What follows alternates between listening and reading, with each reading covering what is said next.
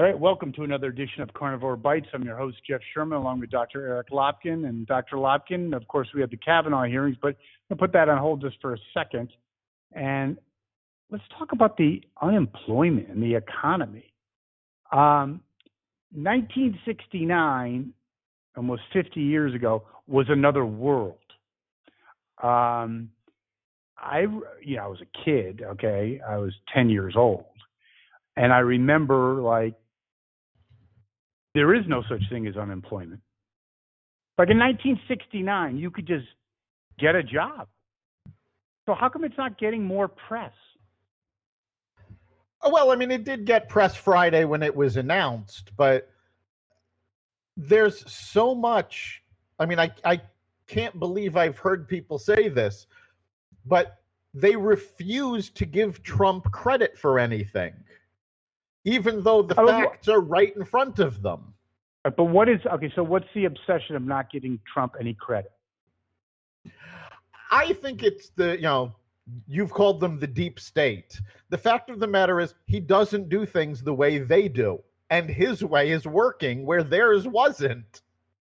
I think that's it in a nutshell. And I think the press is bought out by corporate interests, and I think they defend the deep state. I mean, right now, you've got unemployment at the lowest rate since December 1969.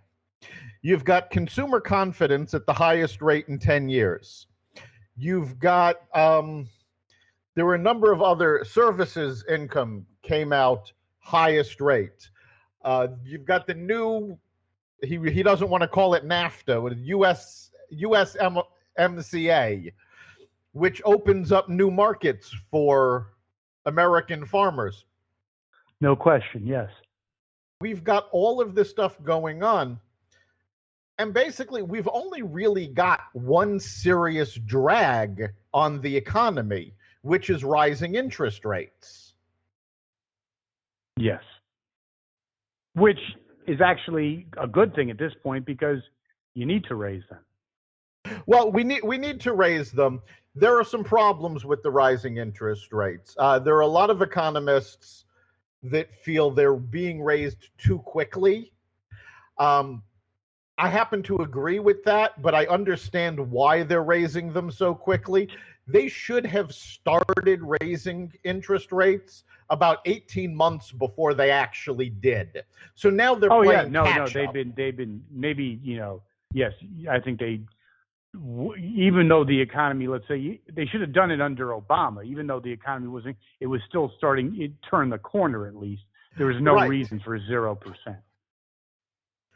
Right, but because they waited so long, now they're sort of rushing it because they want to get back to what they consider break even. Because there will be another recession at some point. It always happens. And the Fed needs to be in a place where if inflation starts coming, if a recession starts coming, they have the tools again to deal with it. Because right now they don't. They blew the whole wad. Right. The 08. They never did. In 08, it was like negative interest rates, essentially. Well, no, it was never negative. It was zero. No, I'm saying it's a figure of speech. It was basically zero. Yes. So the thing is, that's not a figure of speech because a lot of places considered going to negative interest rates.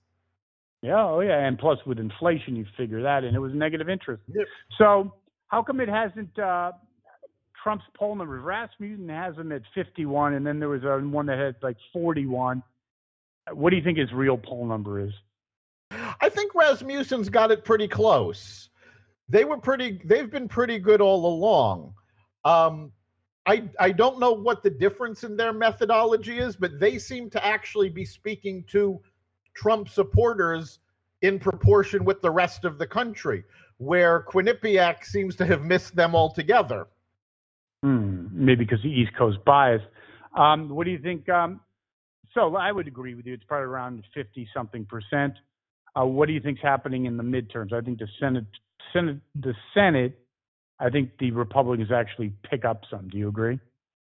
I think the Republicans might pick up in the Senate. I think the last surveys, these are exuberance surveys, and this is how they predict whether there was going to be a blue wave or a red wave. prior to the last survey, Democratic exuberance was 10 points ahead of Republican. That's why they were predicting a blue wave, because they were expecting a higher Democratic turnout.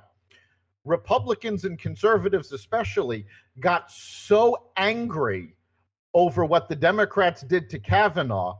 At the last survey, the difference in exuberance dropped to 2 points. So I think the red wave and the blue wave are going to cancel each other out, and we're going to have pretty much close to what we have now. You really believe that? This is what the data is saying. Okay, no, because I think if that happens, Pelosi and Schumer are finished. I would hope so, but you know what? Pelosi has made so many mistakes and has basically led her party down to ruin. I don't understand why they haven't gotten rid of her already. It boggles the mind. It does. I also think that the Kavanaugh hearing really exposed the Democrats for a party without ideas, rudderless, without leaders, and I think some big losers. I think Cory Booker, big loser. Spartacus, he's a big loser. And I think Denang Dick Blumenthal was a big loser too. What do you think? Well, I honestly think they were all big losers.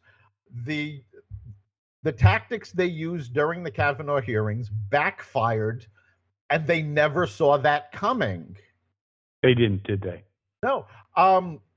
In fact, Nancy Pelosi a few days ago was talking about the wrap-up smear.